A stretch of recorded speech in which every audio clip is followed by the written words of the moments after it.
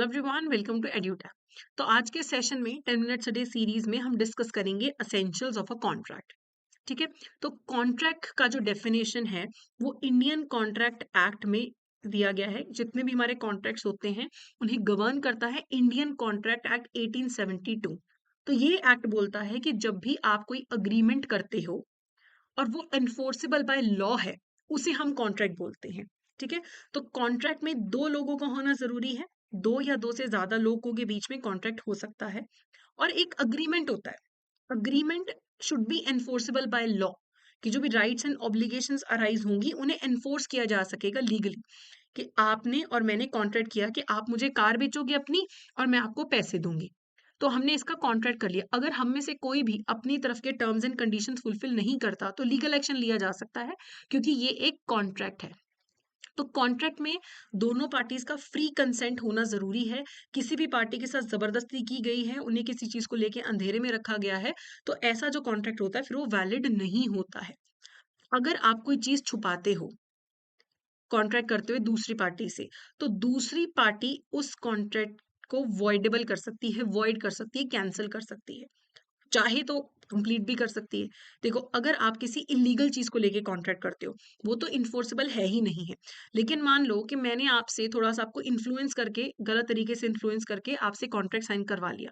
ऐसा contract voidable होगा bye you, कि आप चाहो तो उसे फुलफिल भी कर सकते हो, चाहो तो उसे कैंसिल भी कर सकते हो। लॉफुल कंसिडरेशन होना चाहिए। ठीक है। आप मुझे पैसे दे रहे हो और मैं उसके बदले में आपको कार दे रही हूँ, तो लॉफुल है दोनों चीजें। लॉफुल ऑब्जेक्टिव होना चाहिए। आप ऐसे नहीं बोल सकते कि उसका मर्डर कर दो पैसे दे देंगे। तो ये सारी चीजें अलाउड नहीं है। कुछ भी ऐसा जो इलीगल है उसके लिए कॉन्ट्रैक्ट आप नहीं कर सकते हो।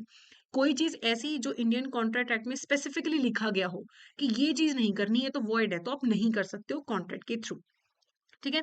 तो कॉन्ट्रैक्ट में हमेशा पार्टीज का फ्री कंसेंट होना चाहिए, सारी चीजें समझ के वो कॉन्ट्रैक्ट करें।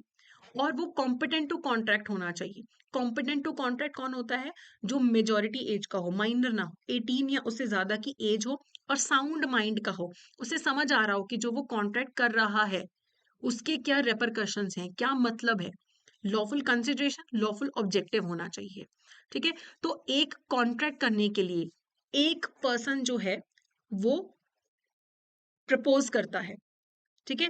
जो प्रपोजल रखता है, जैसे मैं आपको बोलती हूँ सर आप मुझे अपनी गाड़ी बेच दोगे, मैं आपको पैसे दे दूंगी, तो मैंने प्रपोज किया कि हम ऐसे करते हैं, तो मैं प्रोमिसर हूँ। आपको सही लगा, आपने एक्सेप्ट कर लिया, आप प्रोमिस ही हो।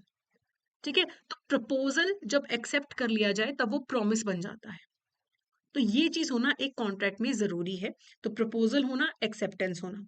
कॉन्ट्रैक्ट ओरल भी हो सकता है, रिटर्न भी हो सकता है। तो आपको देखना पड़ेगा कि अगर तो सिर्फ इंडियन कॉन्ट्रैक्ट एक्ट लग रहा है, फिर तो ओरल रिटर्न हो सकता है। कई बार हो सकता है कि एक कॉन्ट्रैक्ट दो एक्ट्स के अंडर आ रहा है।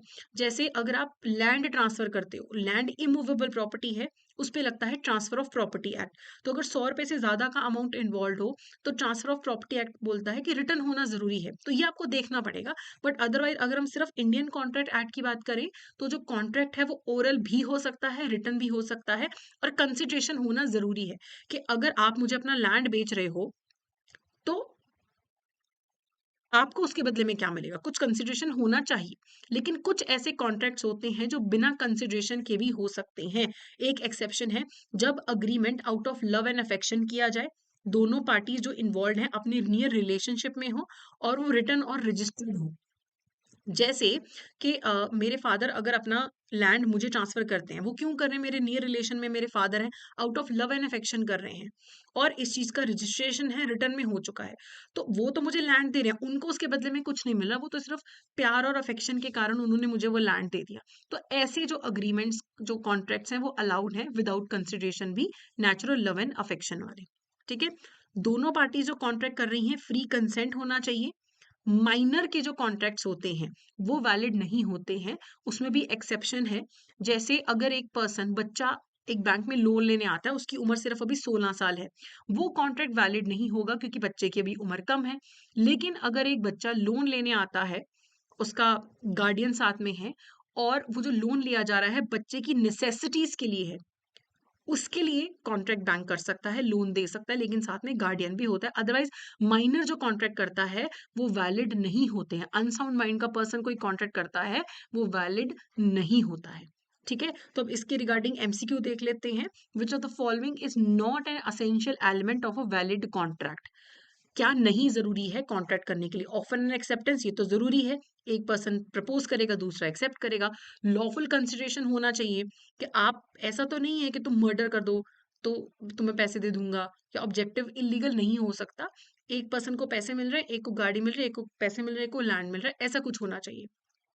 ठीक है, फिर कॉम्पिटेंस ऑफ पार्टीज, दोनों पार्टीज कॉम्पिटेंट होनी चाहिए, लीगल एज की होनी चाहिए, साउंड माइंड की होनी चाहिए, समझ आ रहा उन्हें, साउंड माइंड का होना चाहिए, और समझ आना चाहिए जब आप कॉन्ट्रैक्ट कर रहे हो तो किस कारण कर रहे हो। अगर कोई पर्सन एकदम नशे में है तब आप उसे कॉन्ट्रैक्ट साइन करा रहे हो, वो भी वैलिड फिर नहीं होगा। रिटन डॉक्यूमेंटेशन होना जरूरी नहीं है, ये हमने देखा था कि जो कॉन्ट्रैक्ट होते हैं वो ओरल भी हो सकते हैं और वो रिटन भी हो सकते हैं। ठीक है, तो ये था हमारा आज का session. So that's it for today. Thank you so much.